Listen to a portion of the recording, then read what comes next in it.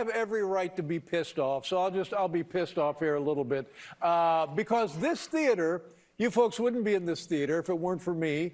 And Stephen wouldn't be here if it weren't for me. And we rebuilt this theater, and then Stephen came in, and look at this. It's like the Bellagio. As we all understand, you can take a man's show, you can't take a man's voice. That was the legendary David Letterman last week making his final visit to the legendary Ed Sullivan Theater, also known as the house that Letterman built, that is now known as the dump that Stephen Colbert has created. Although David Letterman was being somewhat satirical, although he was kind of joking, damn near everything he said was the truth. For starters, the trio of huge embarrassing failures in late night television, they would not be the failures they are today without David Letterman and Jay Leno. The dominant late night duo literally handed this trio of failures the golden goose, and they have managed to turn it into the toxic turd. David Letterman might have been joking when he said that he was pissed off, but he has got every reason to be upset. When these late night shows are handed off, the chosen host, they are given a massive responsibility. Jay Leno's legacy is tied to The Tonight Show. David Letterman's legacy tied to The Late Show. The only thing Jim Fallon and Stephen Colbert had to do was maintain it. The audience was already there. The audience had already been conditioned for decades to watch every night. If you have ever tried to build an audience from nothing, then you know how difficult that is to do. People have less time than ever. There's more competition than ever before. And it is incredibly difficult. Hell, it's like hitting the lottery to build an audience and maintain it. With Jim Fallon and Stephen Colbert, the hard part for them was already done. They were literally handed millions of viewers. They were handed a business that was generating hundreds of millions of dollars every year. And in the span of 10 years, the trio of huge embarrassing failures hosting these late night dumps, they have turned this once profitable industry into a money loser. The question is, why? How did we get here? Uncle Casey, the late night format is so antiquated, it is impossible for them to compete.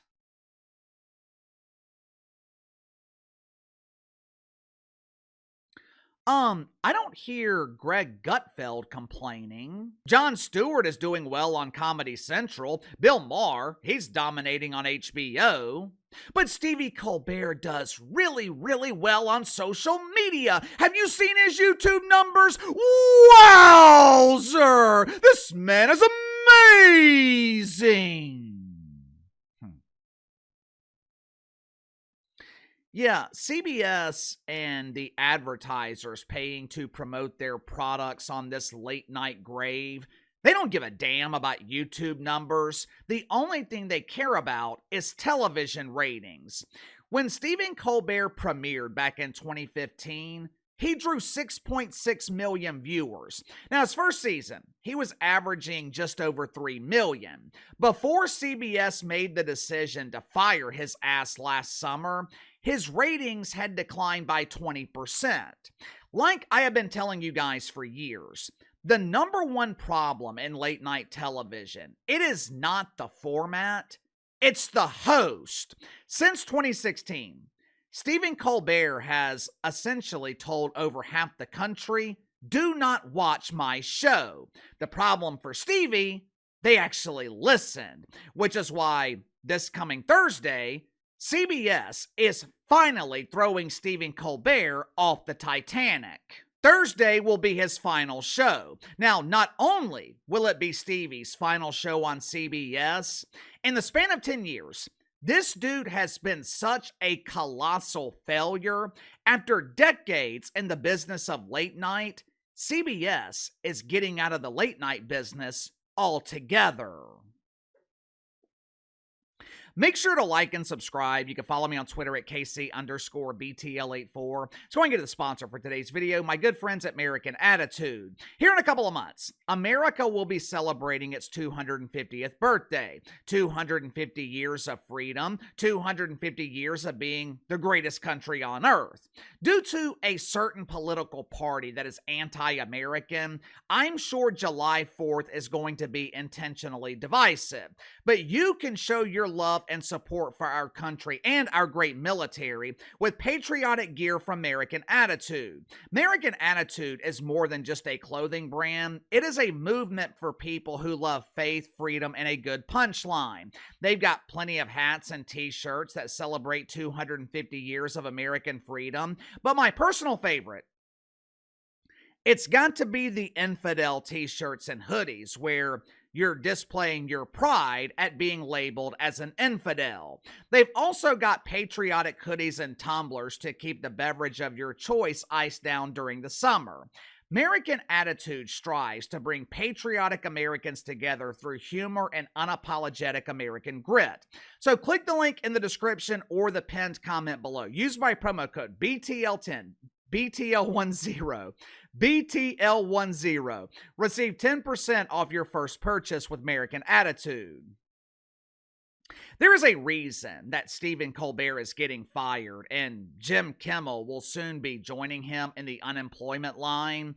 John Oliver, he is a proud deacon at Woke United Methodist. Matter of fact, he's also the president of Club Wanker Spanker. But there's a huge difference between John Oliver and Steve Colbert. Not only is John Oliver funny, he also has variety on his show. One week he's talking about Twitter and Elon Musk. Then he's talking about the racket known as the health insurance industry. I rarely agree with what John Oliver is saying politically, but I watch sometimes because at least he's entertaining. And that is the mistake Stephen Colbert made. His symptoms of stage 4 OMB, oh, it's been bad! His symptoms were so out of control.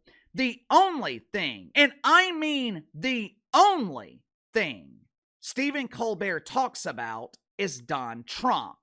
I put together a little compilation of Stevie's greatest hits from the last couple of years. You tell me if you're staying up late to watch this garbage.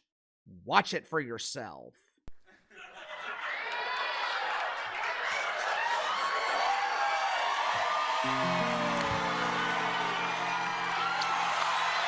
Anytime. There is some good news out there because today, thanks to Trump's newly brokered ceasefire in Gaza, all living Israeli hostages and almost 2,000 Palestinian prisoners have been released. Credit where credit is due. Donald Trump did something good. Are we still canceled? Trump also posted, "Chicago is the worst and most dangerous city in the world by far." Worst and most dangerous? 2 words. You. Donald Trump posted, "I absolutely love that Colbert got fired. His talent was even less than his ratings." How dare you, sir? Would an untalented man be able to compose the following satirical witticism? Go yourself.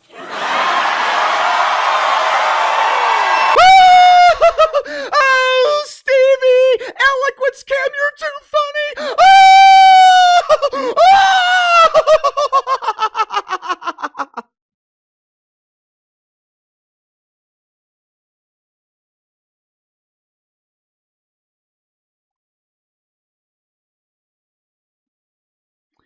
You know, I'm no expert in promoting movies, but I'm pretty sure the lead actor in the new Star Wars film damn near making out with a failed late night host.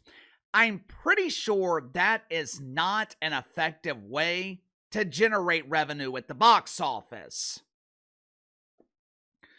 One of the main mistakes that the trio of huge embarrassing failures in late night made, they all tried to play it safe, Comedy is supposed to be edgy. It's supposed to be offensive. Last week, a lot of people were very upset about that roast with Kevin Hart. Someone, I think it was Pete Davidson, made a joke about Charlie Kirk. Another comedian made a joke about George Floyd. Both sides were offended.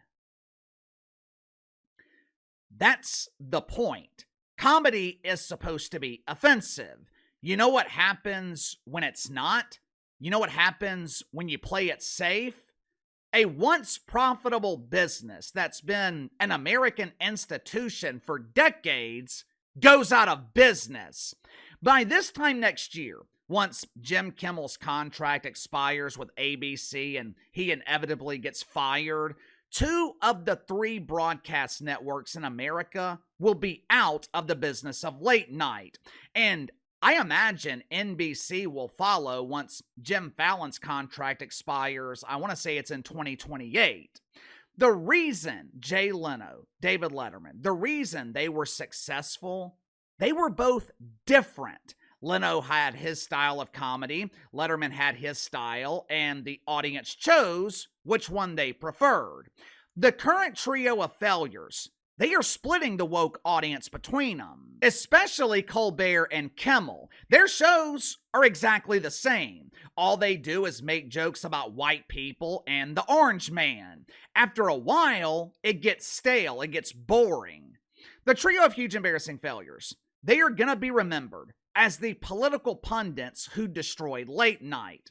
Now, in their defense, it is incredibly difficult to replace a legend. Unless some miracle occurs, Bronny James will remain in the shadow of LeBron. Hell, the NBA has been trying to replace Michael Jordan for the last 30 years. Drew Brees has been retired for 5 or 6 years. Saints still haven't found his replacement. Even if Tyler Shuck has an amazing career in New Orleans, he will never replicate what Drew Brees means to the city. It is damn near impossible to replace someone who has reached legendary status. But with late night, you didn't have to replace Letterman and Leno. All they had to do was maintain what they built. Both Letterman and Leno, they took the business from Johnny Carson. They took what Johnny Carson built and they made it even bigger. Meanwhile, Jim Kimmel and his bestie Stevie, they took what Leno and Letterman built and destroyed it. They've blamed their failures on Don Trump, when the reality is Don Trump actually boosted their ratings. Before that controversy last September when Jim Kimmel was temporarily fired by ABC, before the controversy, Jim's ratings were in the pooper. His ratings increased dramatically once Jim portrayed himself as the ultimate victim of a tyrannical government. They've blamed their own networks, they blame the FCC, they blame social media, they blame increased competition, when the entire time, Stephen Colbert has no one to blame for his failure but himself. Sound off in the comments below. I'll see you guys tomorrow.